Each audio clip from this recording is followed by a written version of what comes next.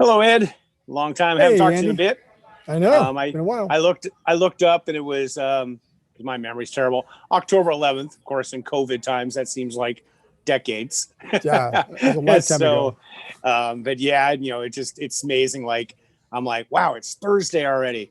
In fact, it's funny. Blanc always says you don't say that usually when I walk on out. We'll be out. Well, for some reason I always say, wow, it's Thursday again.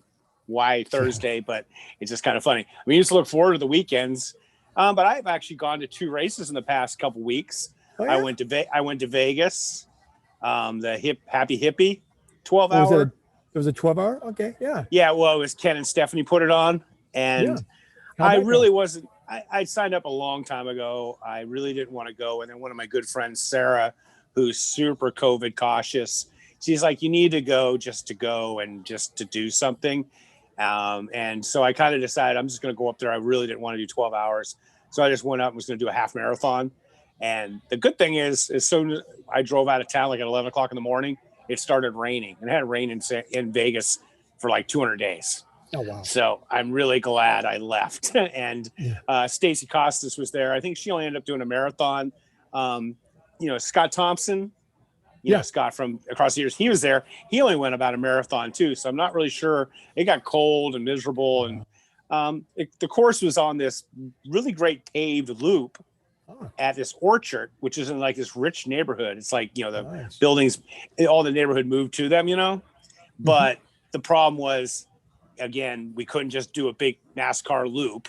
We had to Nah. do this, Grand Prix up and down the rows, and had to run across a torn up pumpkin patch 5 or 6 times to get a 5K. So, Wow. we have this discussion all the time. So, anyways, I just figured I'd get my race in, and because I haven't done any races, and people are like, wow. And then this past weekend, because I thought I was going to do the 12 hour, I agreed to sweep the Judgment Day half marathon here in Bakersfield, which I guess was like the first real half marathon in California since Oh, March. And wow. now, of course, we just got a curfew in California again, starting 10 o'clock at night till 5 in the morning. So they're shutting down California again. So hopefully they'll let you back in when you fly back. Well, speaking about curfews, there's the new California curfew. I have to, because I'm traveling out of state. When I come back into California, I have to self quarantine for 14 days. And they Oh, made the geez. announcement as we were coming into Chicago. If you're staying in Chicago, because you're coming from California, like we're the hotbed of Yes. COVID, I guess. But since you're coming from California, you have to self quarantine for 14 days if you're staying in Chicago. Now, since I'm just flying through, obviously Yeah, not yeah, to, yeah. put me in chains and make me stay for 14 days. But when I go back home, and of course that goes over Thanksgiving, so it's like, wow, this is really it's it's crazy making. Well, But I've got my mask, so I'll have that um, okay. during the race. I'll keep that on as I come around to the aid station, and that way I'm being compliant and everybody's happy, and COVID can't get to Well, me or get to anybody else if I happen to well, have it, which I don't think I do. But some good news, and sorry for kind of confusing you because I am not on Facebook except for my Facebook page, which fortunately you can have a Facebook page, but now actually have to log on and see all the mess of Facebook, as you know. And so it was confusing because Mike Melton was saying like he had to rush here and do this and do that and a new course in the middle of the night. And it yeah. turned out they just made a new course at the same location. But the good news for you is it said, I just saw it, it says you're going to be back on the old loop. So Oh, I guess the they're bringing water's that back. gone. Oh, Yeah, good, because it good. says here on the website, it says day 1 to 3 loop is a half mile, and day 4 to 6 loop is the 1.057 kilometer. So it looks like you'll be doing the old style loop that you're Oh, used good, to, because I good. guess the course was underwater. Which That's of nice. course, I I see. had someone talk to me about Florida, and we talked about many reasons there. But I said also, I don't want to go to Florida because it rains all the time. Yep, I guess it's a warm rain, it right? is. Yeah. Yeah. And I, quite honestly, I didn't even check the weather, but I brought a rain poncho and But it's I'm ready warm for there. whatever comes. What's Like that? it's warm. It's warm in Florida this time of Yeah, year, it's even when it warm, and rains. so I just have a really thin, 99-cent poncho I Yeah, picked up at yeah, at Walmart. It'll cover me. Likely I'll just run through yeah, the rain because when I did the 6 day there, the rains that came were pretty mild and they didn't yeah, last very long. They like tropical storms come in and go yeah. out. So not like our some of our California rains, it could be pretty cold. So, Well, it's like I went to Vegas and it rained. It rained in Bakersfield. When I was driving home, I almost didn't make it back. It snowed in Tehachapi, which is only 4,000 foot above Bakersfield. And the funny thing is, the last time I went to Vegas, I left early and thankfully did because it snowed in Vegas and I would have been stuck in Vegas. So, yeah, so it was like freezing cold. And then, well, yesterday or Thursday, it was 90 degrees in Southern California. Yeah, just crazy. like, what the? And so it's just crazy. So, anyways, but so those are the two. So I ended up, because I thought I was doing the 12-hour, I said I'd sweep. So I ended up walking the race in like 4 hours. So I had this one lady who just wouldn't move. So I had to keep pushing her along. So I was kind of, because I really would have rather actually ran the race, but it was good. It was nice to have a race. We had about 250 people, sending them off in a way, one at a time. And it worked really good. Cody Logan was out there. I'm sure you know from Bakersfield. He fast young kid. Oh yeah. He's running Cody. In fact, he's going to be doing John F. Kennedy this weekend. The JFK 50 miler is this weekend. He's heading out there and hopefully running that. And that's in is it Delaware? Where's that at? Virginia, I think, or something. It's it's on the Appalachian Trail. It's like half road, half trail. It's kind of like how American River used to be. American River used to be 25 miles on the bike path and 25 miles on a really easy trail. So those would be some pretty fast times. I think Camille Herron's going to run. So she's going to be there because she was just at Javelina, which was one of the races you were at. But let's go back to the last race I talked to you was the DOT race, which we did a couple things during the race. And then you had a really great race in Georgia, or was Texas first? Did you go to that Texas thing? So well, let's see. There was the 3 days at the fair in New Jersey, the first weekend in October. Yeah. Did 238 miles there and saw Camille there and also Marissa and Bob Hearn. Man, they just crushed it on the 48 hour. On the 48 hour. I was in the 3 day. So there was that, and then the next weekend I did the DOT and got 160 miles on that, which is okay.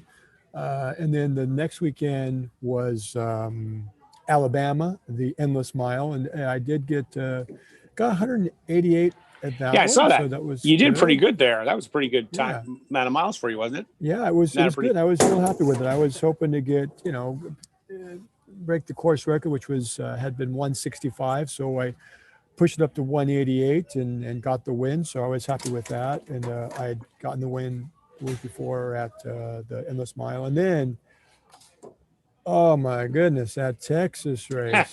Which I warned you about. Man, it was 150 miles. So it was a 25-mile loop. And, I thought they were kind of, this is going to be technical. And And I kind of went into it thinking, okay. I tried to warn you. It was so rocky. I mean, it was just terrible rocky. Yeah. And I actually, at the third loop at mile 75, my feet were so beat up. And, my Altras, I always like to get the Paradigms and the Olympus because they have the most stacked cushion.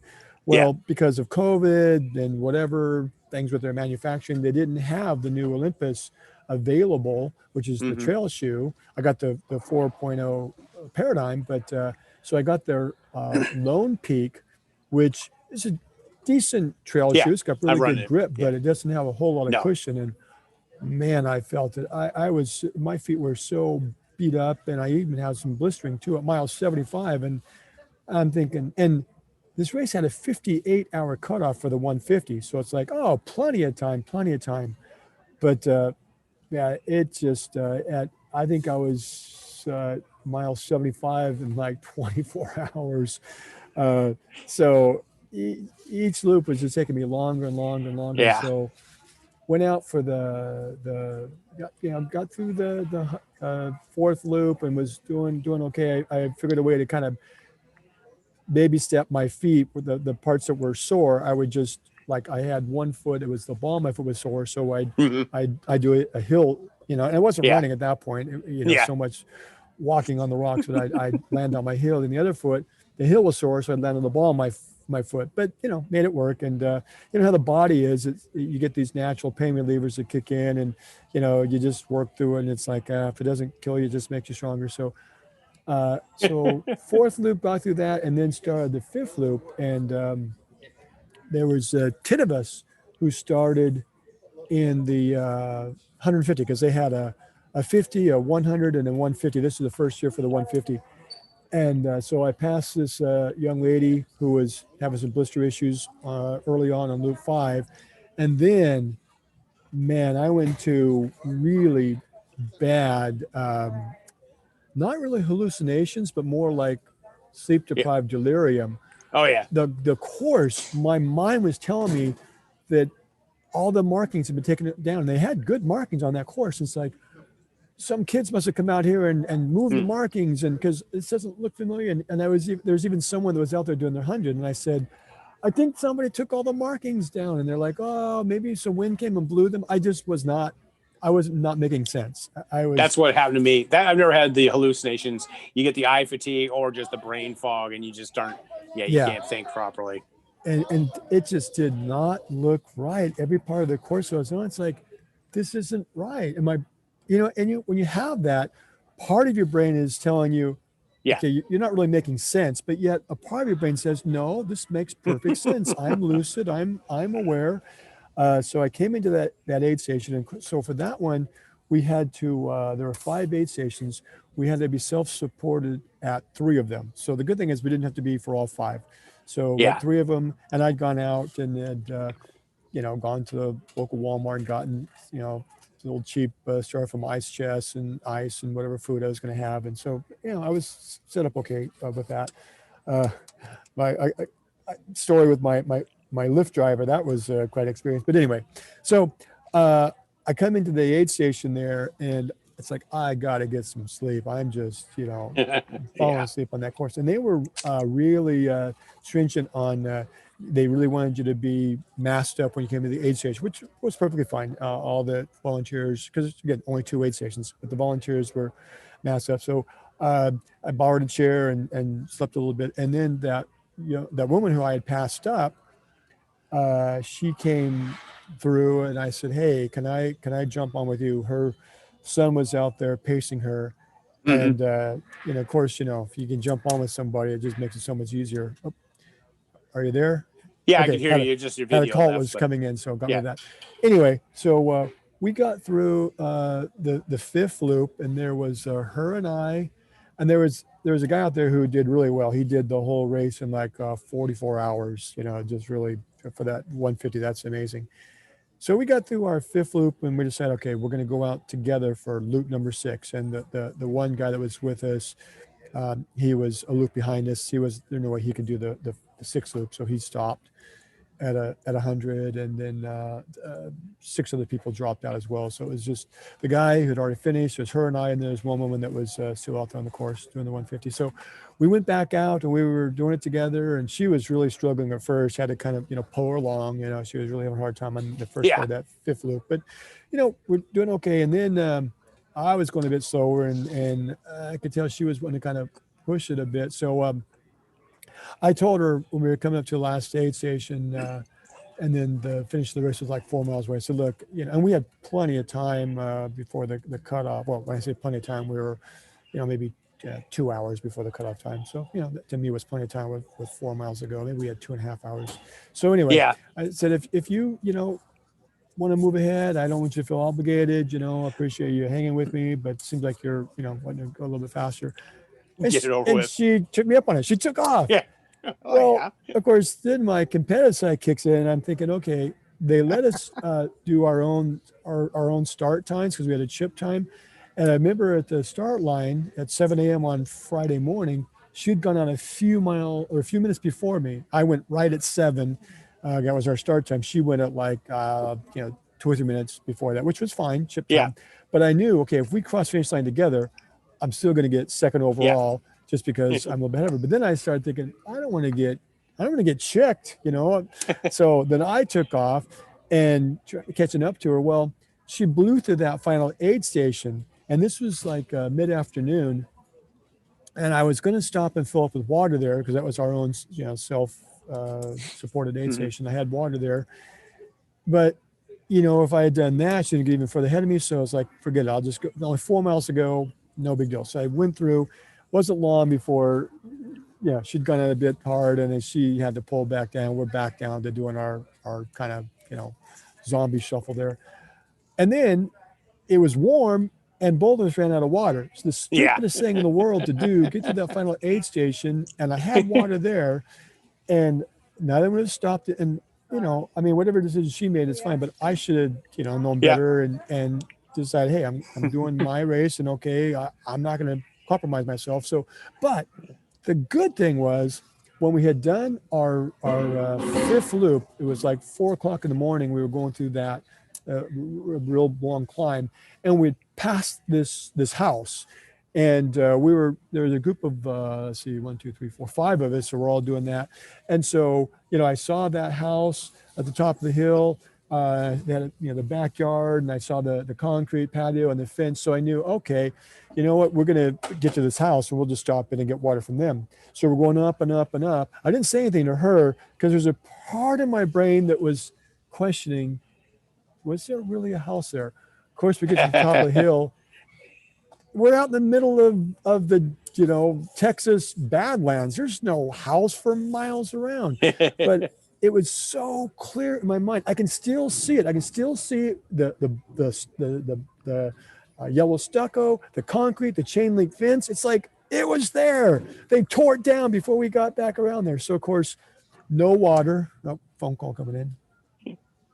Yeah, I always put mine on do not disturb, but No water, and we're you know, I mean, I'm okay with it because, you know, I've trained for heat, done power, you know, Yeah. so just get through it. But she was really having a hard time. We did get to some shade, stop a little bit, move on, and someone came through that was he was pacing his girlfriend. She was doing the 100, and he had some extra water, so gave us just really. I took just enough just to kind of sip, you know, just wet my mouth. But anyway, we got through it at 57. I think I was 57:10. She was 57:14.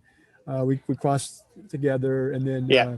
the woman, the last woman came in about 10 minutes after us. So out of the 4 of us that finished, 3 of us all got in there within the last hour.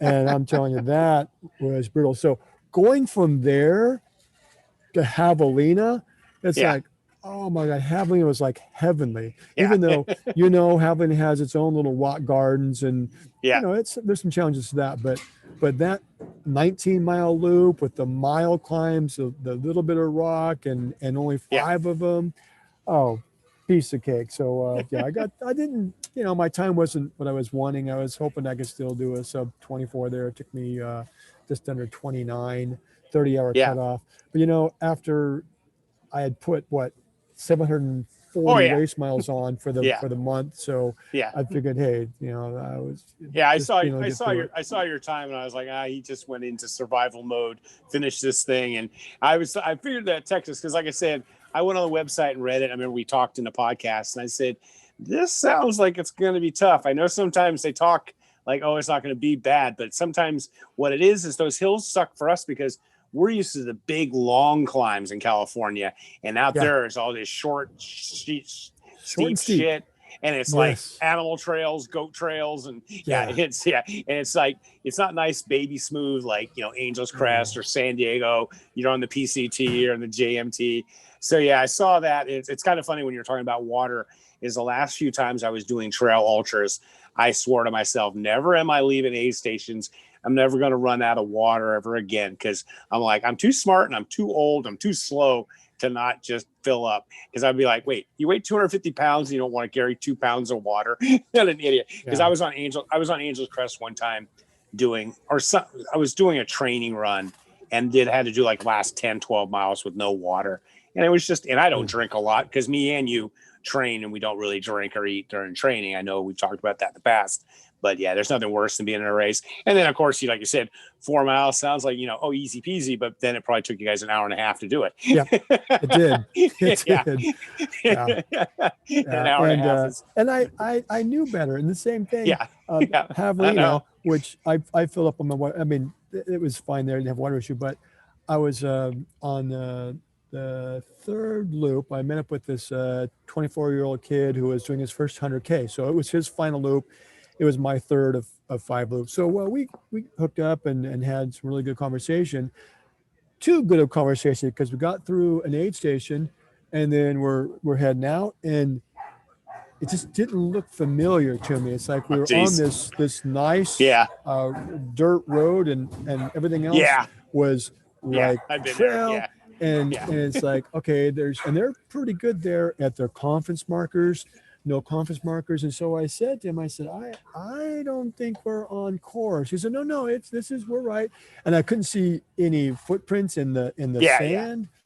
So we're going, and the truck's starting to come up the road, and we stopped, or they stopped, and we said, are we on the trail? They're like, no, you missed it back there just at the aid station. So sure enough, turned around, we got a mile down this really nice, smooth, perfectly path. But it was a little bit downhill, but not too bad. So going back up wasn't like we were doing something really steep.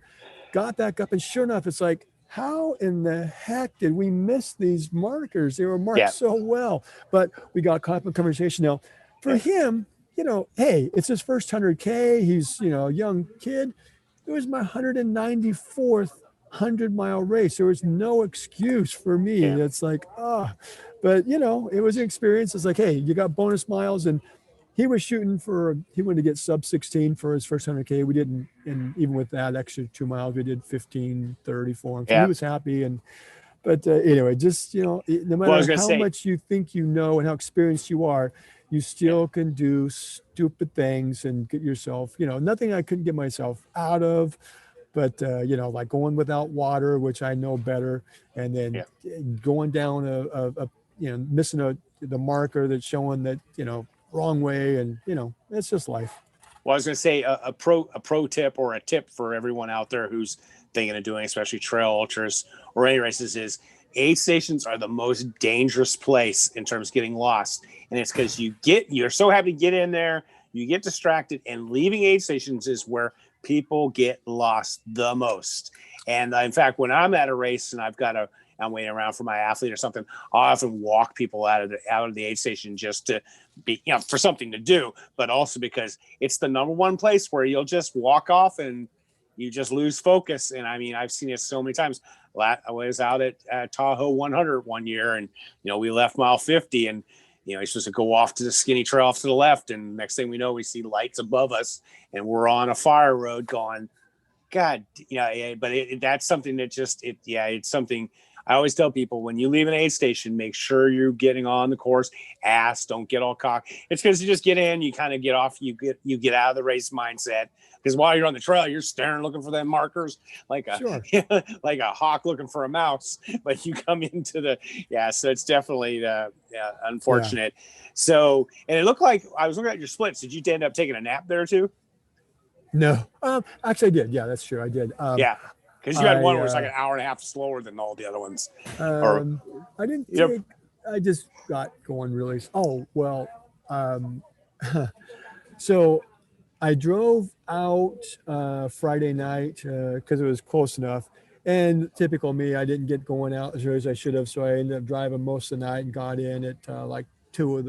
and 2:30 got some sleep. But anyway, so by night I was, it was like, going with a little bit of sleep, and then that next night without sleeping. So, and this, I've never done this before. I actually caught myself. I had just one handheld because, the aid stations were close enough. Yeah. I'd get in, what I'd do is I'd get into the aid station, I'd fill up my bottle, just basically waterlog my belly with as much as I could, hold, and then filled up again. So I was like, getting, a good share of liquid. So I was leaving, and this is after I dropped off the kid. And so I was going out a mile on Loop 4 by myself. And I actually had opened my water bottle and dumped all my water out for no reason. Just somehow my brain made me think. And then, if that wasn't bad enough, I always keep, when I'm doing a trail race, I always keep a Ziploc baggie with toilet paper in there, because you gotta do your business out in the woods. You do it. I actually took that toilet paper out and almost almost ate it like it was like a honey stinger, because I had Yeah. those with me as well. You rip those, and it's like it was like right to my mouth, and it's like, what the heck am I doing? I was about to chomp down on this, Yeah. wadded up rolled a bit of toilet paper. I've never, done like just stupid bonehead things that could, dumping all my Yeah. water out. What was my brain telling me? Why was I doing that? And Yeah. trying to eat toilet paper, it's like, man. So I guess the 5 races had kind of Yeah. caught Yeah. up to me. Oh yeah. And they were, they were 48 and 72s and just, Yeah. just a lot of staying up and doing all that. And, in the past you've done some of that kind of stuff, but oftentimes you'd have more help crew and stuff like that. So I'm sure it, and so how are the conditions at Javelina? Of course, Javelina always has a DNF rate, but I figured it was pretty good conditions. You know what?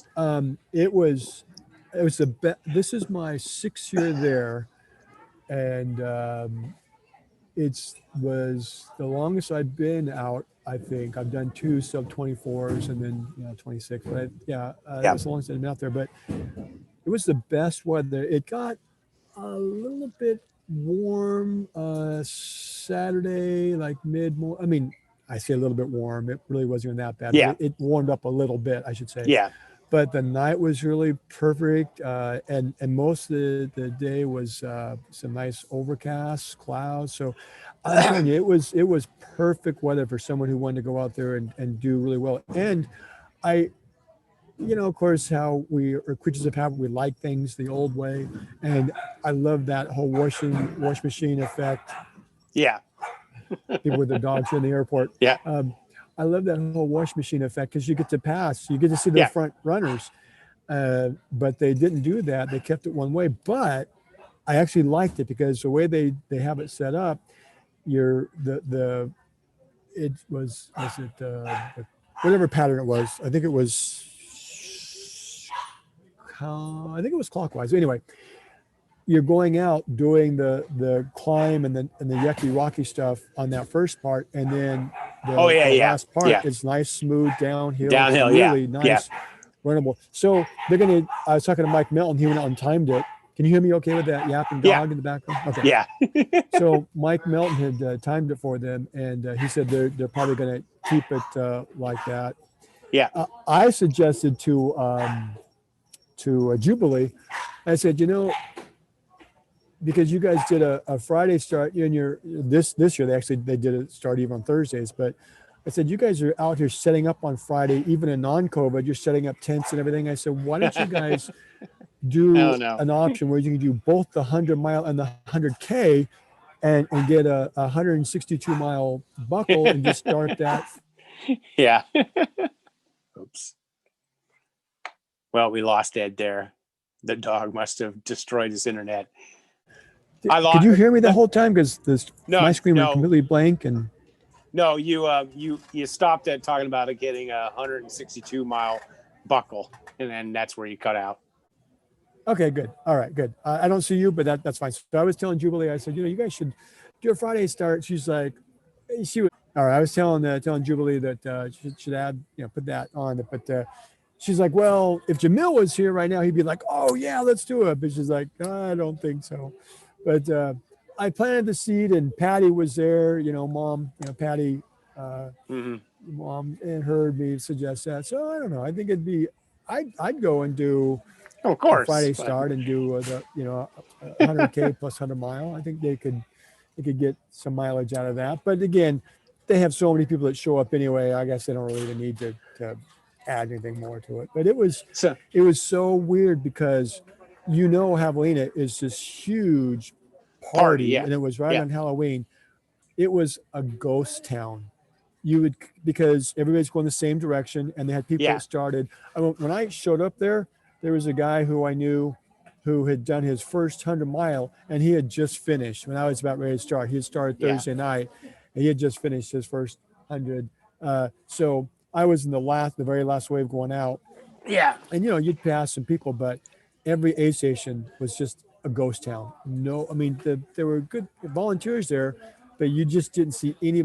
You would think that it was a race of 10 or 20 people because my wave had like, I think 10 of us in the wave. I saw a wave before that had about 8 or 10 as well. But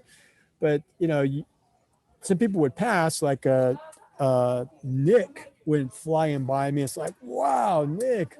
Yeah, he had a good race. Keep moving there, and he had a good race, second place. But the first place guy, of course, flew by me, and I'd gone to the porta potty and came out just at the aid station. Just as I was coming to the aid, I saw Camille leaving. So I didn't actually see her, didn't get to say hi to her, but saw her as she was heading out. But I guess she had some stomach issues and pulled out after a couple loops, which, again, she did that at the 48-hour race in New Jersey. But when you're at that level, if you're not having the race that you want, it makes I didn't used to understand that, and I used to honestly be kind of judgmental, thinking, okay, these elites, they're too good for us other people. We'll stick it out, even for DFL. We'll stick it out to the bitter end. But it's like, if you're an elite and you're getting paid to be the best you can be, and if you're having a bad race, why put that much effort and put your body through that? And so that makes perfect sense to me now. So if she's out there this weekend, she'll probably crush it, because she wasn't have a good race and pulled out and saved herself. So we've talked about that in the past, and partly was because in the past there were so few races. So when you're in a race, you just were going to finish it because there wasn't going to be another race. But now there's so many races and so many things to choose. And I think that everyone should be with that attitude.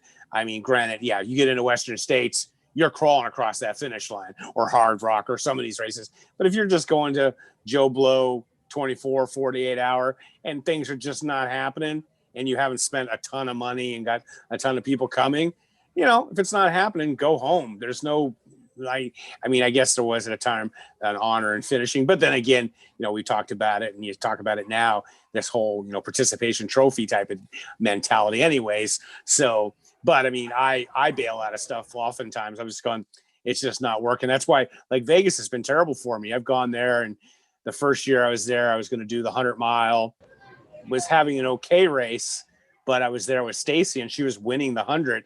And I realized if we waited around for me to finish, she'd have to sit around for another 12 hours. And so I did the 50-mile, went home with her, and got home before I would have been finished, and then I bailed out on the 48 there a couple of times just because of physical things. So it's, neither here nor there, but definitely. And so I guess you saw Adam out there. When was Adam running? I saw Adam, and he looked okay when I saw him, but he was going slow, and so I don't. Did he? I think when I saw him, he was on loop 3 or 4. He did 60 miles. He did he just stopped at 3 laps. Loop 3 then. So he did look like he was, he was having some struggles, I guess. I guess if I'd have been a better friend, I would have, pulled him along with me. But I was, concerned myself a little bit with my time, and I was trying to, get through with this young guy and get him his time that he wanted. So, that's. You look at the numbers. There were like 160 finishers and 80 some odd that didn't. So that's a third of the field, and that's the thing about that race is people just think, oh yeah, that's an easy 100, but it's got to tell you something. If the finish rate is typically 60 to 70%, so there's 30 to 35% that are dropping out, and the weather was not a factor. I've been there before, it's been over 100, and then I've always missed the rainy years, but they have some years where it's just raining and that course just gets super just nasty out there, muddy. But it was, weather was good, aid stations were good, but still people were having trouble out there. It comes down to, and we've talked about this before, there are no easy hundreds. All hundreds have there's always something going on flat as a pancake, whatever it is. Yeah, it's actually kind of funny. I was looking here, and 160 finishers, and look who was number 159. Remember old Tony Nguyen? Tony? Yeah. The Asian guy? He was there. He was second from last. 29:42. He got through it.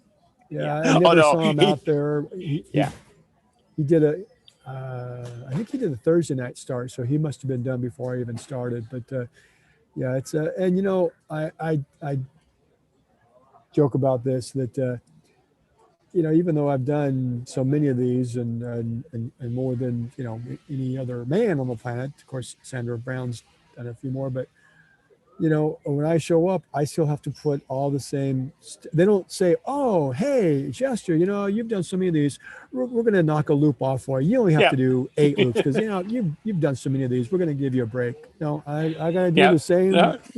thing everybody else does. Luckily, I physically. My body has muscle memory. Plus, mentally, Yeah. that's where my strength is because I've been through Yeah. just about every You single were. situation In that can fact, occur. So, you know, this is probably one of your furthest in the back of the field races at 147. There's only 160 finishers. That's probably about the yeah, closest you got to the yeah. DNF No, and I was with that many definitely people. a back of the packer. Yeah. Well, like I Yeah, said, no, I just definitely a back of the packer on that one. And yeah, because I clicked on and looked at the results because I didn't even know Adam was doing it, and I was looking down and trying to find you, and I said, oh, it did run it. I mean, I was following you, but it's weird. Sometimes Milton's tracking works really well. So then you finally finished all that. So how many miles did you end up getting in October or whatever it was? You are still it sideways, but I was don't want to mess with it. 800 and 8. Oh, okay. It was 838 race miles. And there we go. Yeah. So 238 first race, 160.2 the next, 188 the third, 838 150. miles. So yeah, again, Javelina was like I wouldn't Oh, say it yeah. was a walk in the park, but it was Yeah. just get out there and just put one foot in front of the other. Basically, that was that race for me. There Were your just feet no still killing? aspirations to. I mean, at first I was thinking sub 24 and had a decent. Yeah, my feet were still beat up from that Yeah. 150. They were, and I was feeling they're pretty bruised up. So Yeah. I wasn't excited about And then when I was out there with that young guy, when we came back up, we decided to try and make up for time. So we started running, and it was just that nice bit of a downhill. But you know what? Over time, that gets to the quads, and Yeah. we kind of burned our quads out a bit. Yeah. Because Well, it felt nice. It felt good. And you got gravity helping you. Yeah. Yeah. Well, I was there last. We were like. Oh, I was gonna say I was there last in 2018, Go ahead. and I ended up having to do that loop twice in that direction. And yeah, that downhill is good, but after a while, it's a long downhill. I ended up doing mile 40 to 60, and then 80 to 100, and I was only supposed to do 20. So that was when I was pacing someone in, and yeah, going out there and doing that loop twice. I did it once at 6, and I did it at 6 at night, and then I did it at 6 in the morning start, and took 6 hours. So I went from 6 p.m. to midnight on that loop, and then I did 6 a.m. to noon on that loop going that direction. That is the better direction, but certainly I would not want to be out there doing it. And so then you got a little bit of a break. I guess obviously probably recovered and got in some work. I was going to tell you, and now you're off to go on Icarus. I sent you how many the people are going to your race in the 48? Did you see that? Did you see the people that are in your race? Yes. And okay. So it looks like, okay, wow. It's only 8 people in this race and 6 are women. So compared to my 48-hour races I did before, like the 148-hour race had, probably 40 people in it. The one I did 188 miles, and the one that I did, the 160, I think had, maybe 10 or 12. But you look at the names on this list. Okay, the one guy who's showing up, I've raced with him before, and he beat me at a 72-hour race, and I had held the course record. He broke it by 2 miles. So we have that history, and he's done Spartathlon. So he's well, I think he's 60. You're also in trouble because he's 60. So he's probably shooting for 60 records. Yeah. So he's probably going. You're the youngest man in the race. Yeah. Well, and then you look at the women. So there's Pamela Chapman Markle. Well, she is 63, but she holds the female 60 and above course record for Badwater. And she's beat me at Badwater the last 3 times we've done it. She's got a better time than I have. So she's formidable. There's another woman, Lisa Devano. She did some decent miles there last year. And then Pam Smith. I think Pam is probably going to be going for a woman's definitely age record, but if not the overall female record. It's funny. There's 2 hours Pam. Because there's a Pam Smith and a Pamela Smith. Yeah, there's 3 Pams here. There's actually Pam Smith and Pamela Smith and Pamela. Yeah. So out of 8 people, women. 6 women, 3 of the 6 are Pams. No, 3 out of the 5. 3 out of 5 are Pams. There's 5. Is there 5 women or 6 women? There's 5 women. Oh, there's only 7 people. Well, now I'm looking on it right now. There's only 7 people in the race. I guess somebody must have moved. Somebody must have dropped out. You want to go? There had been 8, so I wonder if somebody dropped out. Want to read the names off to me real quick? Yeah, it's the Pamela Markle, Lisa Donovan, Ed, Thomas, Marla, Pam, and Pam. Yeah. So, it's just That's what he's got. That's what that's what's on Mike's list. A Kayla or something, Kaylee or something. Yeah, I remember seeing something like that. So she there's Kay Scott. She was now in the 20. She was not. What's that? Because there's a Kay Scott now in the 24. 1, 2, 3, 4, 5, 6, 7, 8, 10, 11, 12. In fact, there's there's like 12 in the it's interesting in the 24. There's 12 people and 4 are men. So there's a lot of women in this race. The next 2 days. Wow. Yeah, the men are not so. So, anyways, but I want to kind of definitely. I wanted to go over some of the 3 of those results. women all can beat me. Yeah. Yeah. Well, maybe you'll get DFL. Get a dead last there. I might. Well,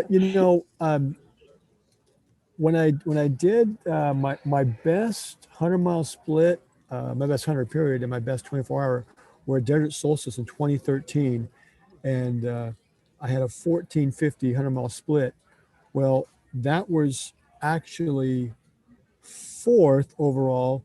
And I was chicked by Pam Smith. And then she stopped at 100. So I ended up getting 2nd for the 40 or for the 24 behind Olivier LeBlanc. Well, a couple of years ago, he set the male 48-hour record at Icarus, did 262 miles in 48 hours, which is the male record. So I'm thinking Pam is probably going for that, whatever it is for the female, 240 something. I bet she's going to go. Because Marissa just got it, so she's probably trying to break Marissa's because Marissa just got it. Marissa took it from the 40. The 40. Oh, okay. Yeah. Oh, that's right. Okay. No, Marissa set the USA. Set, I believe the 40. 8 hour, yeah. Oh, she did set the. Okay. Yeah, I remember you were there. Yeah, she actually set the USA. Okay. Yeah, she broke Tracy Falbo's record. Oh, okay. Wow. Yeah. So Marissa's the USA amazing holder. Because, wow, good for her. Well, at that race, of course. That's what was Camille so amazing was going about for it, and it's. Yeah, you got this woman who's like really moving fast, and she's in 2nd place, or actually even 3rd place for a bit there. She was behind Bob Hearn, and then of course Camille drops out, and then she just kept moving strong, and she had a really good race. So I wouldn't be surprised if Pam Smith is going. Yeah, and so when So speaking of like your 145, interestingly, that's kind of what the PR of this guy that was doing this Canadian 6-day was, the One Track Mine Ultra. They're doing a 6-day up in Canada with like 4 or 5 people. But they had a lady set, I think, a record in the 48, a Canadian record. So they did have one good performance there. They've had some kind of crappy weather, but I just looked on here, the last thing at 100 hours, he was at 285 miles. So he's on pace to maybe getting 400. So he's definitely not going to be anywhere near the Canadian record, which we pretty much figured. But it was kind of interesting that when he was getting all that stuff, and they're talking about, never doing a 6-day, and he was talking about going over 500 miles. And you're like, wow, that's going to be kind of crazy. It's interesting that this race here and the Canadian one, they have 6 people in it. And then, of course, the race you're doing in Florida, is in November and outdoors with weather. Well, Florida's better weather now than it would be in summer. But then what's really strange is, I don't know if you heard this news, Kilian Jordan is going to do a 24-hour race. Okay, I'm sorry, say that again. Kilian Jordan is going to do a 24-hour race. Yeah. Did you hear about that? Really? No. It's so bizarre. Well, that's what's so dumb about it. Like, he just comes out of the blue with this cryptic tweet like, hey, I've always been about climbing and this, that, and the other thing, but now I'm going to go for miles. And then he's going to do a 24-hour race. He was supposed to maybe do it this week, but the weather was bad, so they're going to postpone it. But he's going to do it like in Norway. Who in the world does a race in Norway in November? like why are all these fixed time events in this terrible? I mean, besides being cold and miserable, it's also, as we talk about, dark. Like, the hardest part about across the years is it's like you only have like 10 hours of daylight. It's like, it's so dark. That's I think it's so hard is, the cold's bad, but when the sun goes down at 5 o'clock at night and doesn't come back up till 9 in the morning, mentally, it's just, that's the hardest part of. And so it's really weird that, like, you've got this 6-day in Canada, yours in Florida, and it's like, hey, let's run it when the day is as short as possible. I always say, let's do it in Northern Europe in the summer when you have like a 20-hour day. I mean, I know I talked to Martina, our favorite German, and she did some races like in Stockholm back in the day, like in June or July. She's like, oh, it was awesome. There was like 22 hours of daylight. And I was like, yes. But so anyway, it's just an interesting side note that but Jordan, he's going to run a 24-hour race. He's talking about, and this is the part that drives me nuts, that he's actually going to take that. He thinks he can get the world record. He's never done one before, and I'm sure all the trail nerds are like, "Oh yeah, he's just gonna crush. He's gonna probably do 200 miles and 24 hours or something." It's the record's like 300K, 186 miles. I think it's 188 miles. But he's not gonna do that well. I mean, maybe he'll get 160, 170. I mean, some young guy last week at Stinger, I'm not even sure who he is. He did 159 miles at the Stinger 100. So definitely. 160 is a doable number, but it'll be interesting to see. But yeah, of all people, when I first saw it, I thought that's the craziest thing that Kilian Jordan is going to do. But so anyways, when's your plane leaving out? Oh yeah, the guy named, see what happens. I mean, last week, I was to tell you, last week it was at the Stinger 24. This guy, young guy, I'm not really sure. He did.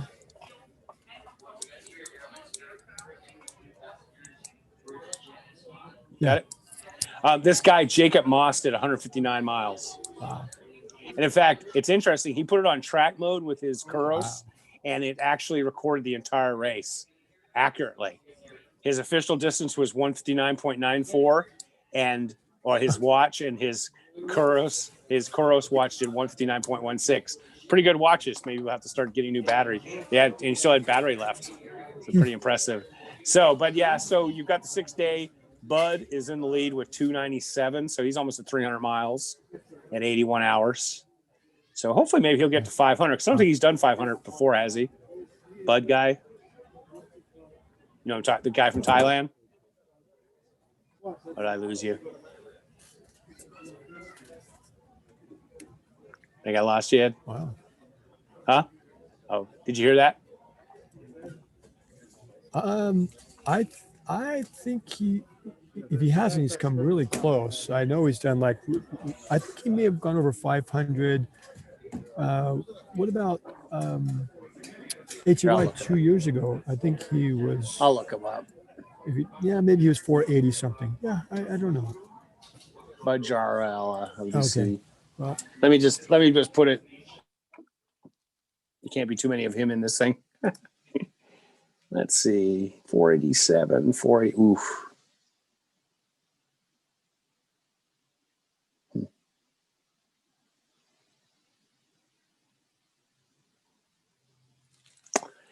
And I lost him again.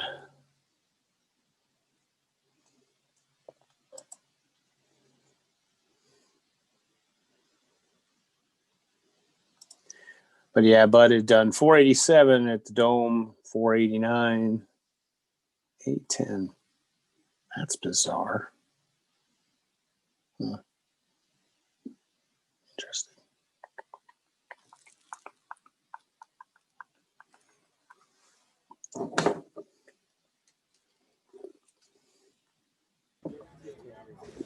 Oh, there you are. Yeah, you lost again. I was looking up Bud. Right. I was Yeah, looking up the Bud, Wi-Fi and here is terrible. yeah, I was looking up Bud last year at the Dome. He did Yep. 487. Across the years, he did 489. That was the last year I was at across the years where he was getting a little bit of help there. You know what's amazing though is in 2018 he did 810 at the 10 days at South Transcendental, which is 500 mile pace, 81 miles. That is really good. That's Yeah, amazing. he's gone 810 and 737. So yeah, 810 in 2018 was, and he came in second though that time. So pretty impressive. So, but no, I don't want you to miss your flight. So is your flight going to be taking off soon?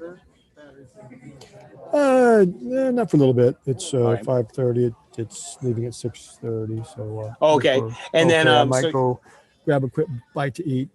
Okay, I was just going to go over. You know Ivo. Do you know Ivo? He's a walker. He's actually a Centurion. He's at 238 from Colorado. Yeah. Brad Compton is in third at 225. They're all at 81 hours. And then Chet, who's from Bakersfield, he's at 192. And then Mark McLeeson is out there. You know Mark from many races.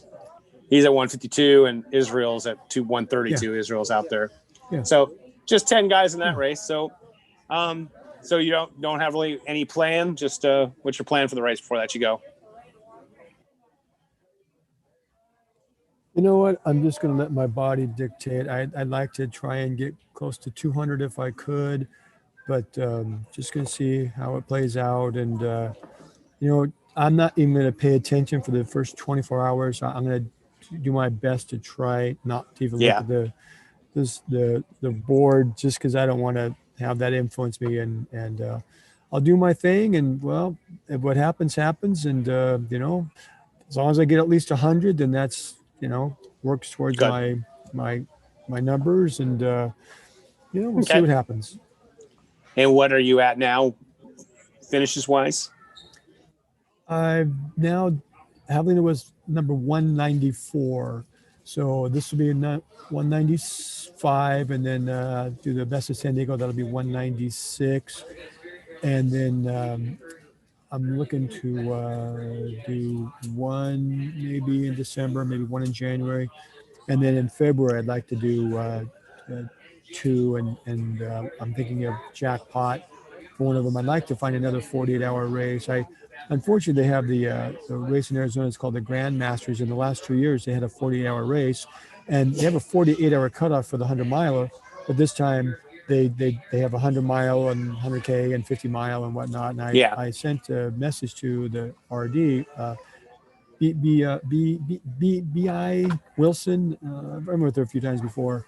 She's from, I think, maybe from Arizona or Colorado. Anyway, I said, hey, if you're doing the 48-hour, I'd love to come out and do that. But, you know, I'm just something more than 100. And she's like, no, you could do a 100-mile and you can go back out and do a 50K or 50-mile the next day. It's like, but that's two separate races. I want to do one race that has, you know, if you had 150 miles, I'd do it, or if you had a 48-hour race, but I don't want to, you know, go out there and just do the 100 there. I might end up doing that, but I'd rather find something. I'd like to have my, like number 199 and 2, and even maybe number 201 to be all, you know, somewhere close to 200 miles or even over 200 miles, just for that final grand finale, getting up to the number 200.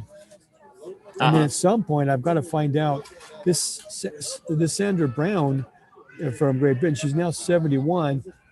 You can't find. I mean, if you go to Ultra Sign Up, because she's from Great Britain, she's got, you know, a handful listed there, and there's that DUB site through Germany. But even then, she's from Europe, so you think, oh well, all of her races would be there. She's got races there, but not, you know, 200 of them. And I'm sure she's done them. I don't question her count. The only way I know she has over 200 is because Davy Crockett put out Yeah. last year or early this year put out a thing on the most hundreds, and she was at the top of that list with, at the time, I think she had just over 200, and she had like 800 scheduled for the year. So I was like, wow, even at that age, and she's been doing them since 1982. So this will Yeah. be, next year will be her 39th year if she's 71, but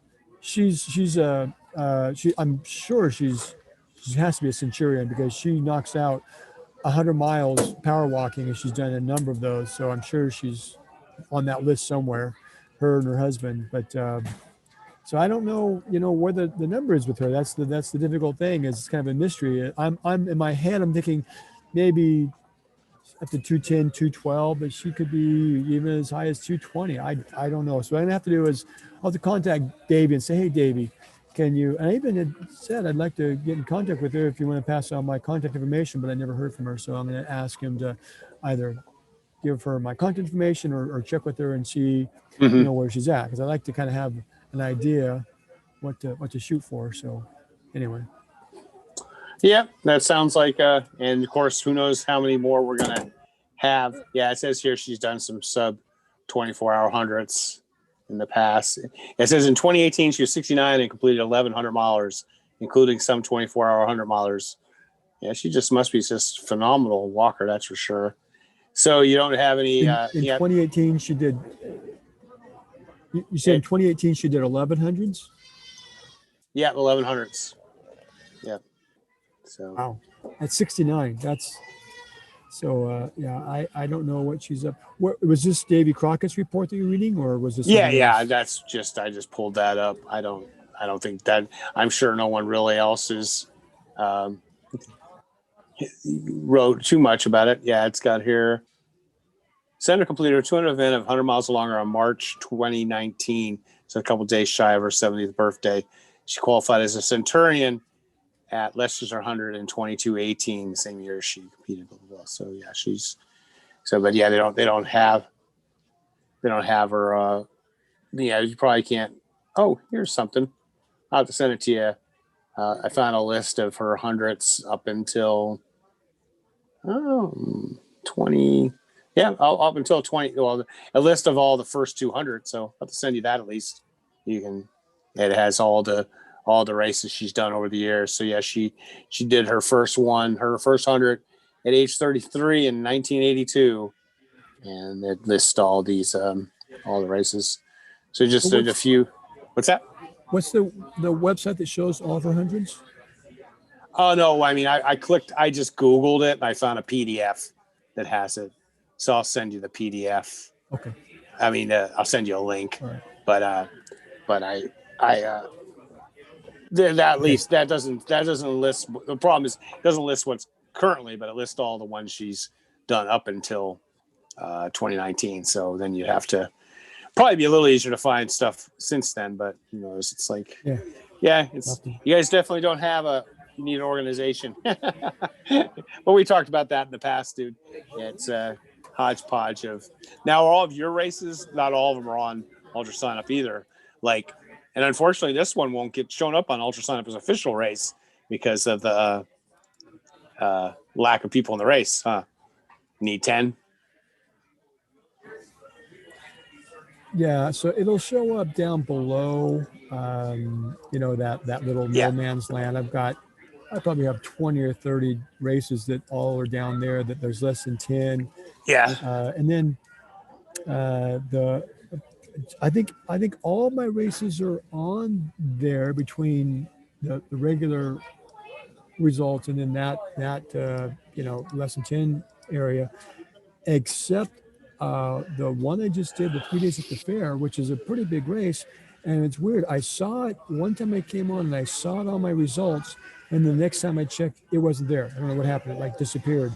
So I don't know why that's not, but all the rest of my races pretty much are there between those two. I think there may be one that's not, but it's on the DUV site. So all of my races are officially posted someplace. If you add them all together, they're there. Luckily. Oh no, I don't know why it's not showing up. Well, they didn't. You didn't. Anyway. You don't have. They didn't put that Texas race on Ultra Sign Up either. Yeah. The Texas 150. Oh, your Texas 150 is not on it either. Oh, I lost you again, I guess. It's down below there in that no man's land because we. Okay. That's okay. Oh no, yeah. Now you're making sense. Yeah, it's down. I forgot that's the. Yeah, I forgot the. Yeah, it's down there. I forgot. Oh yeah, it's the Cactus Rose, huh? and then I have. Yeah, and I do have one that's. It's the last one that I was at the Mike Mountain the time before Javelina. It's American Hero. It was in Colorado on 9/11, and they don't register through Ultra Sign Up, but they do post their results. But I had registered as Edwin, so it was showing up on my Ultra Sign Up as Edwin, and you can go on and you can make a request. Hey, please put it to this correct name, and I did that, and I'm still waiting for them to. I've twice now done that. Say, hey, and they have a system where you just go in and you just plug in. So they're I'm sure they it'll have it set eventually up get there. to where you can do that because I guess many people have misspellings on the names. Yeah. But, so when anyway, are you? So it's not. It's showing under Edwin. So when are you going to do when are you going to do the San Diego race? When are you going to do that? I'll see how I feel when I get back. Probably the weekend right after Thanksgiving. I'll see. Martha said that she might come out and help me a little bit, because you have to be self-crewed. I was thinking what might be kind of fun is to actually go out and because there's a lot of places all along there you can get water because part of it, half of it, you're going through, city anyway.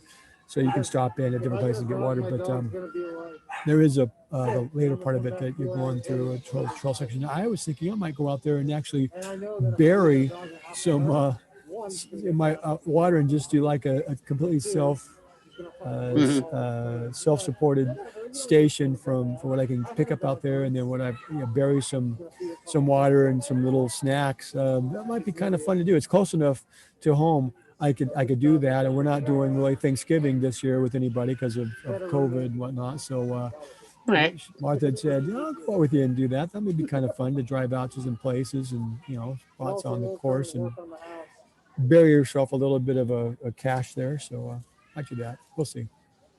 Okay, and then that's pretty much, and then not much else going on. Better get going. I see. I wanted you to make sure you catch your flight. All